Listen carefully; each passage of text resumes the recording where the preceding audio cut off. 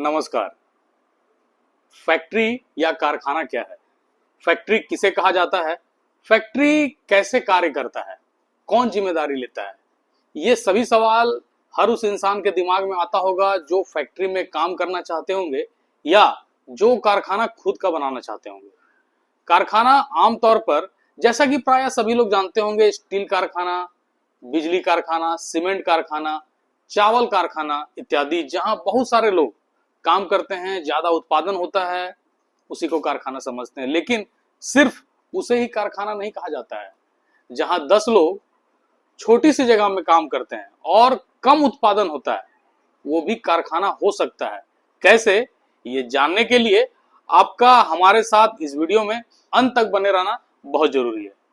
Factory act एक ऐसा अधिनियम जो भारत में कारखाना को परिभाषित करता है। कारखाना अधिनियम पूरे भारत में लागू है और यह सरकारी कारखानों सहित सभी कारखानों पर लागू होता है। सेक्शन 2M के अनुसार कारखाना का अर्थ है जिसमें पहला है कोई भी परिसर जिसमें पिछले 12 महीने के किसी भी दिन 10 या अधिक कर्मचारी कार्यरत हैं और विनिर्माण प्रक्रिया बिजली की सहायता से की जाती है। यानी कि बिजली की मदद से कोई भी चीज का मैन्युफैक्चरिंग किया जा रहा है और उस परिसर में 12 महीनों के किसी भी दिन 10 या उससे अधिक कर्मचारी कार्य करते हैं, तो उस परिसर को फैक्ट्री एक्ट के अनुसार फैक्ट्री माना जाएगा। या फिर दूसरा है ऐसा कोई भी परिसर जिसमें पिछले 12 महीनों के किसी भी दिन 20 या अधिक कर्मचारी कार्यरत हैं और विनिर्माण की प्रक्रिया बिजली की सहायता के बिना की जाती है। यानी कि यहां बिना बिजली के इस्तेमाल किए कोई भी चीज का मैन्युफैक्चरिंग किया जा रहा हो और 12 महीने के किसी भी दिन 20 या अधिक कर्मचारी वर्कर्स परिसर में काम करते हो, तो उसे भी फैक्ट्री या कारखाना माना जाएगा। एक बात आपको जरूर जानना चाहिए कि कारखाना में खान अधिनियम 1952 के अंतर्गत आने वाली खदान, सशस्त्र बलों की मोबाइल इकाई, रेलवे शेड या होटल, रेस्टोरेंट या खाने का स्थान शामिल नहीं है। इन स्थानों में कारखाना अधिनियम लागू नहीं होता है। अगर कोई परिसर कारखाना अधिनियम के अनुसार फैक्ट्री के कैटेगरी में आता है तो वह तुरंत आम से अंगूर हो जाता है। यानी उससे बने रहने के लिए नियम और शर्तों को फॉलो करना होता है। ऐसा नहीं करने पर परिसर या कारखाना को बंद करवाया जा सकता है। हर किसी परिसर या कारखाना, वो चाहे सरकारी हो या गैर सरकारी हो, उसका मालिक होता है, यानी बोर्ड ऑफ डायरेक्टर्स होते हैं। और बोर्ड ऑफ डायरेक्टर्स कारखाना के अधियोगी यानी कि ऑक्युपायर को चुनते हैं। कारखाना अधिनियम के अनुसार किसी भी कारखाना को सुचारू ढंग से चलाने के लिए अधियोगी ऑक्युपायर का बहुत बड़ा रोल होता है। कारखाना अधिनियम को कारखाना में लागू करवाने की जिम्मेदारी ऑक्युपायर की होती है। जानकारी के अभाव में न जाने कितने कारखानों में श्रमिकों को अत्याचार सहना पड़ता है। कारखानों में गुनहगार कोई और होता है और दंड किसी और को मिलता है, क्योंकि कारखाने से रिलेटेड जानकारी अक्सर बहुत साझा नहीं हो पाता है या लोग बात करना पसंद नहीं करते हैं, क्योंकि कारखाने में हर कैटेगरी के लोग काम करते हैं और कोई खुद को एक्सपोज नहीं करना चाहता है। आज सोशल मीडिया के समय में भी श्रमिकों के बारे में कोई बात करना नहीं चाहता। जानकर हैरानी होगी कि इंडिया में कुल पॉपुलेशन का लगभग 11.4% यानी कि 15,78,54,700 लोग श्रमिक हैं। फिर भी भारत में श्रमिक अपने अधिकारों से अनजान हैं। मेरा उद्देश्य देश के सभी श्रमिकों को उनके अधिकार की जानकारी देना है। आगे बात करते हैं कि ऑक्युपायर द्वारा फैक्ट्री के रजिस्ट्रेशन या लाइसेंस के लिए क्या करना होता है, क्योंकि बिना लाइसेंस के हम फैक्ट्री को रन नहीं कर सकते, फैक्ट्री को नहीं चला सकते। तो आइए जानते हैं।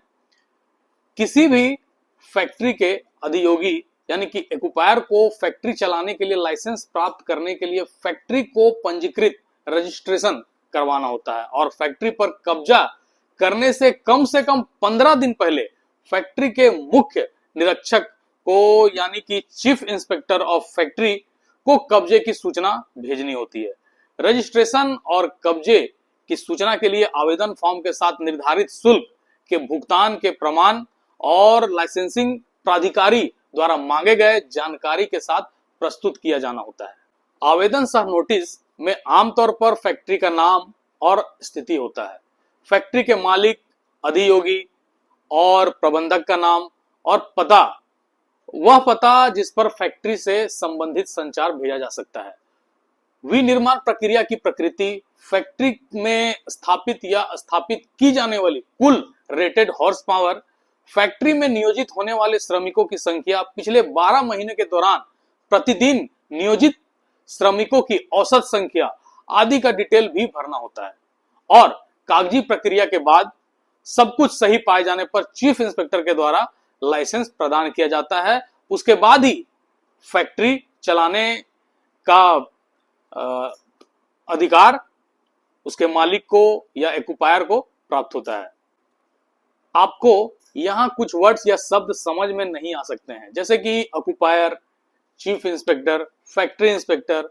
तो इनसे रिलेटेड वीडियो जल्द ही हमारे चैनल वीकेपी एबिलिटी में अवेलेबल होगी। बस आप हमारे साथ बने रहें, हमारे वीडियो को लाइक करें, सब्सक्राइब करें और शेयर करें। जब परिसर कारखाना घोषित हो गया, कारखाना का रजिस्ट्रेशन हो गया, तो अब जिम्मेवारी बनती है वहां के वर्कर्स के बारे में सोचने की, जिसका उल्लेख भी फैक्ट्री एक्ट में आता है, जो श्रमिकों की सुविधा, स्वास्थ्य, सुरक्षा प्रदान करती है। यह जिम्मेवारी भी कारखाना के अधियोगी यानी कि एक्युपायर की होती है। श्रमिकों के स्वास्थ्य, सुरक्षा और कल्याण के संबंध में सामान्य कर्तव्य हैं, जिसमें प्रत्येक अधियोगी को जहां तक संभव हो कारखानों में काम करने वाले सभी श्रमिकों के स्वास्थ्य, सुरक्षा और कल्याण को सुनिश्चित करना है। दूसरा है, कारखानों में काम करने के लिए ऐसे संयंत्र और प्रणालियां उपलब्ध कराना है, उनका रखरखाव करना जो सुरक्षित और स्वास्थ्य के लिए जोखिम रहित हो। तीसरा है, वस्तुओं और पदार्थों का उपयोग, रखरखाव, भंडारण और परिवहन के संबंध में सुरक्षा सुनिश्चित करने और स्वास्थ्य के लिए जोखिम की अनुपस्थिति के लिए व्यवस्था करना है। चौथा पॉइंट है, सभी श्रमिकों के स्वास्थ्य और सुरक्षा के लिए आवश्यक जानकारी, निर्देश, प्रशिक्षण और पर्यवेक्षण प्रदान करना। यही पांचवा है, कारखाने में काम करने के सभी स्थानों को ऐसी स्थिति में बनाए रखना जो सुरक्षित और स्वास्थ्य के लिए जोखिम रहित हो।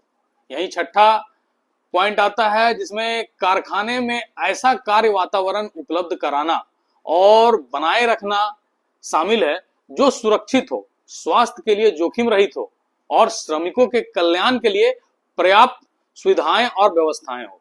किसी भी कारखाने में कारखाने के एक्युपायर को ये सब सुनिश्चित कारखाना अधिनियम के तहत करना होता है, और अगर ऐसा नहीं पाया जाए तो एक्युपायर के खिलाफ कार्रवाई भी हो सकती है, उसे उसके पोस्ट से हटाया तक जा सकता है। लेकिन ये सब जानकारी आमतौर पर श्रमिकों को नहीं पता होता है और बताया भी नहीं जाता है। जाहिर सी बात है, अपनी कमजोरी क्यों किसी को बताएगा। और अगर श्रमिक वर्ग ये सब जानेंगे तो कारखाने में हक की बात करेंगे। इसलिए भी शायद इस तरह की जानकारी को श्रमिक वर्ग से छुपाया जाता है। एक और चीज जो प्रायः हर कारखाने में देखने को मिलता है कि ये ज्यादातर किसी को पता ही नहीं होता है कि कारखाने का एक्युपायर कौन है, और अगर पता भी है तो वो दूसरे को डराता फिरता है कि किसी भी घटना या दुर्घटना या अनियमितता का जिम्मेवार घटना स्थान के ऑफिसर्स या मैनेजर्स का होगा, या सेफ्टी डिपार्टमेंट्स के ऑफिसर्स का होगा, सेफ्टी ऑफिसर्स का होगा, या काम कर रहे श्रमिक का होगा। वो भाई खुद को सेफ करने के लिए दूसरों को डराता फिरता है ताकि खुद सेफ रहे, उसके ऊपर कोई कार्रवाई ना हो। अगर आपके यहां भी ऐसा होता है तो अब आपको डरने की जरूरत नहीं है।